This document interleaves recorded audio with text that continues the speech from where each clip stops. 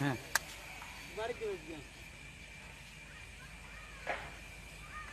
সুন্দরে তার মন ভোলে না, ভোলে তার গুণে, আর খালি পান স্বাদ লাগে না, স্বাদ লাগে তার চুনে। এগুলো কবির কল্পনা, বলতে গেলে অল্প না, অধিক বলা ভালো না, আর জানা শুনে মন্দ না। মূল একটা সমস্যা আছে, সেটা হলো সালিসিটিকে ডাকে না, হলো মূল সমস্যা।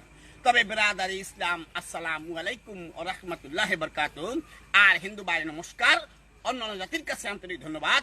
ছাত্র ভাই জিন্দাবাদ। উপস্থিত মন্ডলী, আপনাদের সঙ্গে যাত্রী হয়ে এই সামনে স্টেশনে নেমে যাব। তবে আমি একটা কোম্পানির চাকরি করি।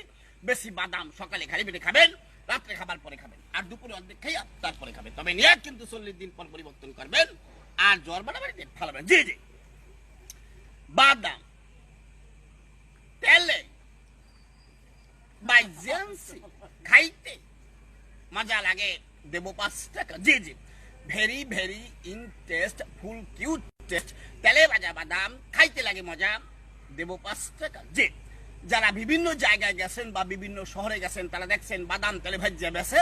আমি তেলে ভাজ্যা আনছি, খাইতে মজা লাগে, দেব 5 টাকা। জি জি, বাদাম কেউ পেট ভরার জন্য খায় না, মুখে স্বাদ লাগে এই জন্য খায়। আর বাদাম খাওয়া ভালো, খাইলে চেহারায় লাবণ্য আসে, হরমোন বাড়ে, ক্যালোরি সৃষ্টি হয়, ফসফরাস তৈরি হয়, জ্ঞান বৃদ্ধি হয়।